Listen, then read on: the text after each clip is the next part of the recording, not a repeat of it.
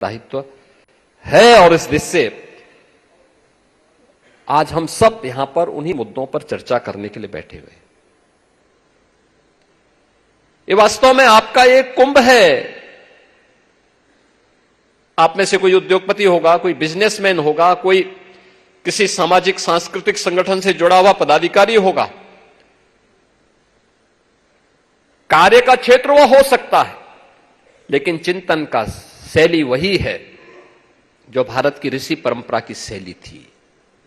हम एक साथ बैठेंगे, चिंतन करेंगे, अपने मुद्दों को रखेंगे, फिर एक निष्कर्ष पर पहुंचेंगे और फिर अपने देश और अपने समाज के लिए जो उपयोगी है उसे प्राप्त करने के लिए आगे बढ़ेंगे। अब छोड़िए महाभारत काल और उपनिषद काल खंड पुराणों के, उसके बाद के कालखंड को भी हम छोड़े।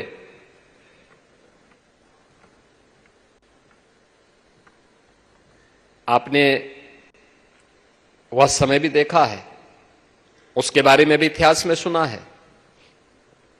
ईस्वी सन के पहले आज दक्षिण पूर्व एशिया के तमाम देश और दुनिया के तमाम देश बुद्ध को अपना इष्ट मान करके उनकी पूजा करते हैं। बुद्ध का जन्म हुआ कहां था? यही तो भारत की धरती है। उनसे जुड़े हुए सभी स्थल भारत में हैं।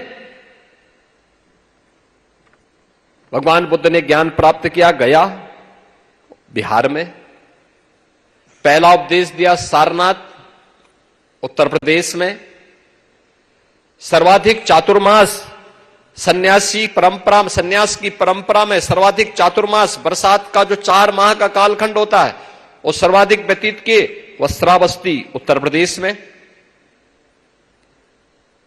भगवान बुद्ध से जुड़े हुए अन्य महत्वपूर्ण स्थल, चाहे वह कौशाम्बी हो या संकिसा, ये उत्तर प्रदेश में, और महापरिनिर्वाण भी जिस धरती पर लिया था वह कुशीनगर भी उत्तर प्रदेश में। और भगवान बुद्ध के महापरिनिर्वाण के कई 100 वर्षों के बाद इस देश के अंदर अशोक सम्राट बनते हैं। उन्होंने बौद्ध परंपरा में दीक्षित हुए और उन्होंने भारत ही नहीं दक्षिण पूर्व एशिया के तमाम देशों में, श्रीलंका में भी अपने पुत्र को, अपनी पुत्री को भेजा था बौद्ध पंथ की दीक्षा देने के लिए, उपदेश देने के लिए। चंद्रगुप्त मौर्य को कौन नहीं जानता?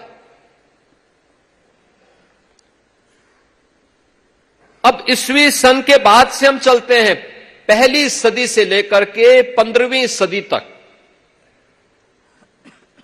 दुनिया की अर्थव्यवस्था में भारत की जो हिस्सेदारी थी, ये मैं अपनी ओर से नहीं बोल रहा हूं, ये तमाम जो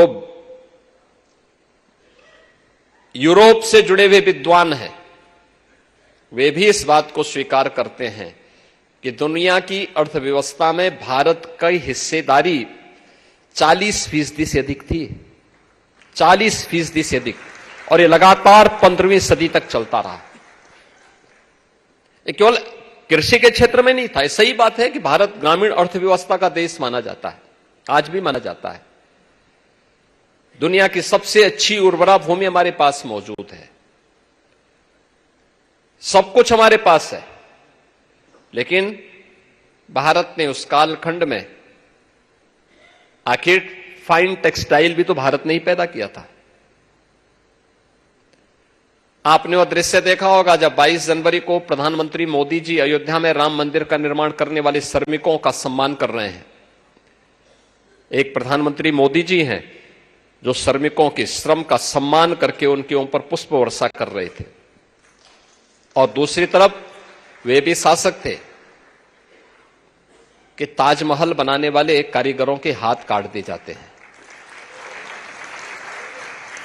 आपके सामने है,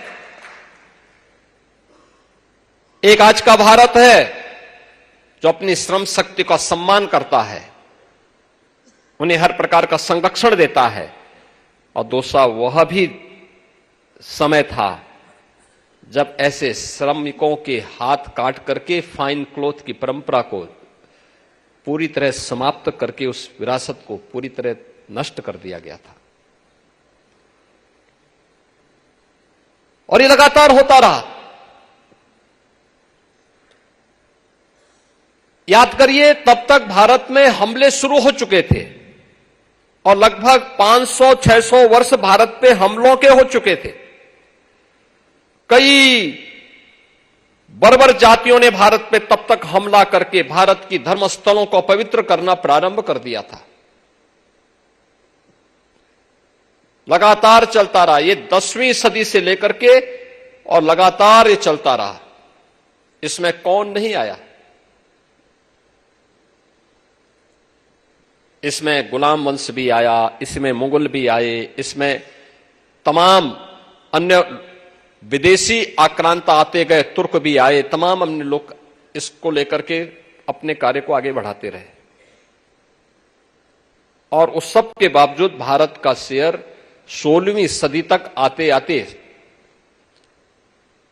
यह अगली एक सदी में यानी 17वीं सदी तक आते आते भारत 25% वर्ल्ड इकोनॉमी में शेयर रखता था। और बाकी तो ब्रिटिशर ने तो इतना शोषण किया, इतना करते करते कहां तक लेके गए। आज 2014 के पहले की आप बात करें तो भारत की स्थिति क्या थी? पहचान का संकट आ रहा था। सबसे बड़ी आबादी के देश में, दुनिया का सबसे बड़ा लोकतंत्र रखने वाला भारत, दुनिया की दूसरी सबसे बड़ी आबादी के देश में एक पहचान का संकट खड़ा कर दिया गया था। हम तो आभारी हैं प्रधानमंत्री मोदी जी के, और हर भारतवासी को होना चाहिए कि पिछले 10 वर्ष में कैसे और किन तामसिक जड़ताओं से उभार करके भारत को एक नए भारत का दर्शन मोदी जी ने करवाया। इसे आज हम कह सकते हैं एक भारत श्रेष्ठ भारत। एक भारत श्रेष्ठ भारत का आज हम दर्शन कर रहे हैं। और ये एक भारत श्रेष्ठ भारत इसलिए बन रहा है, याद रखना, हर देश की अपनी एक केमिस्ट्री हो सकती है, होगी, धरती की होती है, व्यक्ति की होती है। याद रखना, भारतवासियों की जो केमिस्ट्री है वह एक साथ तब बढ़ती है जब हम विरासत और विकास का समन्वय करके आगे बढ़ते हैं, एक साथ आगे लेकर के चलते हैं। और वही विजन मोदी जी ने देश को दिया है। हम अपनी विरासत को विस्मृत करके एक सुदृढ़ अर्थव्यवस्था के रूप में, वर्ल्ड इकोनॉमिक पावर के रूप में अपने आप को स्थापित नहीं कर सकते। हमें अपनी विरासत को लेकर चलना पड़ेगा, उसको मजबूती के साथ आगे बढ़ाना पड़ेगा। और यही आपने देखा होगा, 70 वर्षों में भारत केवल 10वीं 11वीं अर्थव्यवस्था बन पाया था, और मोदी जी ने अगले 10 वर्ष में भारत को दुनिया की 5वीं बड़ी अर्थव्यवस्था बना दिया। और ये मान के चलिए 2027 में भारत दुनिया की तीसरी बड़ी अर्थव्यवस्था बनेगा, तीसरी बड़ी अर्थव्यवस्था बनेगा।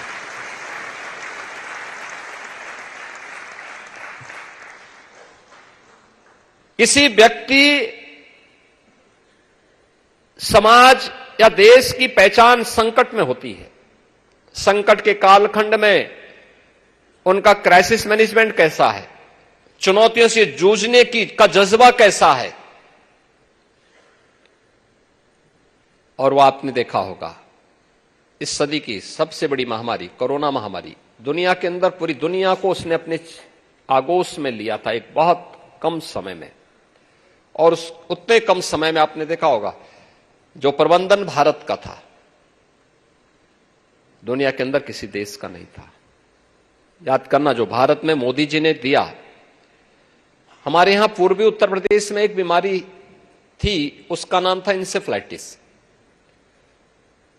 1977 से लेकर के 2017 तक उस बीमारी से 50,000 बच्चों की मौत हुई। और आप आश्चर्य करेंगे, ये बीमारी 1905 में दुनिया में आई थी। भारत में भी 1956 में पहली बार ये बीमारी आई थी। उत्तर प्रदेश में 1977 में बीमारी आई। और इस बीमारी के वैक्सीन के लिए 1905 में इसका वैक्सीन बना लिया था जापान ने, और भारत में वैक्सीन आई 2006 में। 100 साल लगे। और वह तब जब संसद के हर सत्र में मैं मुद्दे को उठाता था, सड़कों पे इसको लेकर के आंदोलन करता था, बड़ा बड़ा आंदोलन करता था। हर वर्ष मौतें होती थी, कोई झांकने नहीं आता था। और मरने वाले कौन लोग थे? 90 से 95% मौतें अल्पसंख्यक समुदाय से थी और दलित समुदाय के बच्चे हुआ करते थे। हो सकता है कुछ लोगों के लिए वोट बैंक हो, लेकिन हमारे लिए भारत की धरोहर है, हमें उसको बचाना है। भारत का बचपन मरना नहीं चाहिए। इस संकल्प के साथ मैं लड़ाई लड़ता था, आंदोलन करता था, संसद में मुद्दे को उठाता था। और आप आश्चर्य करेंगे, जब डबल इंजन की सरकार यूपी में 17 में आई तो हमने कहा कि भाई अब ये बीमारी दिखनी नहीं चाहिए। और मुझे बताते हुए प्रसन्नता है कि अब यूपी में हम इंसेफ्लाइटिस पूरी तरह समाप्त कर चुके हैं। यानी इंसेफ्लाइटिस का वैक्सीन आने में लगे 100 साल भारत में, 100 वर्ष लगे। और मोदी जी ने कोरोना वैक्सीन मात्र 9 महीने में दी। 9 महीने में एक नई बीमारी का वैक्सीन मात्र 9 महीने में भारतवासियों को दिया।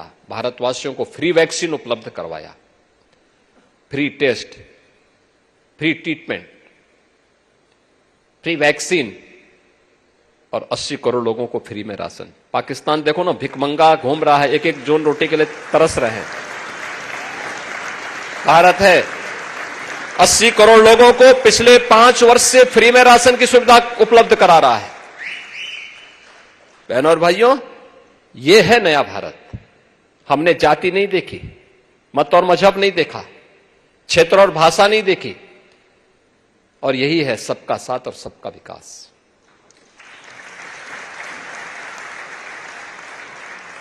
एक भारत श्रेष्ठ भारत की इस परिकल्पना को आगे बढ़ाने के लिए जो कार्य इस दौरान हुए, वह विरासत और विकास के बेहतरीन समन्वय से ही संभव है। और उस बेहतरीन समन्वय को आगे बढ़ाने के लिए ही हम सबको फिर से अपनी विरासत को ध्यान में रख करके विकास की इस प्रक्रिया के साथ जुड़ना ही होगा। एक दूसरे के दोनों पूरक बने। और इस देश से जब हम आप चर्चा करते हैं इन पर, इसमें मुझे एक बात याद आती है। मैं यहां पे देख रहा था, जब मुझे कहा गया कि इस मुद्दे पर बोलना है, तो मुझे एक बात ध्यान में आई। कहां हम 40% का शेयर रखते थे, आज हम मात्र वर्ल्ड इकोनॉमी में भारत का शेयर मात्र 2%। और इस पर कैसी स्थिति पैदा हुई, उसको देखते हुए ही मुझे इस बात पर अफसोस होता है कि आखिर कहीं ना कहीं कुछ तो हुआ होगा। और उसी पर मैं आपसे कहना चाहूंगा कि जो बातें हमारे सामने आई हैं, उन बातों को मैं पूर्व वित्त मंत्री, भारत के पूर्व वित्त मंत्री पी चिदंबरम 2007 में उत्तर प्रदेश आए थे, लखनऊ में। उन्होंने अपनी पुस्तक an outside view, why good economics work for everyone, इस पुस्तक को उन्होंने वहां पे लोकार्पण किया था। और उस समय जो गोष्ठी हुई थी उसमें उन्होंने एक बात कही थी। उन्होंने कहा, देखिए मैं इसलिए बोल रहा हूं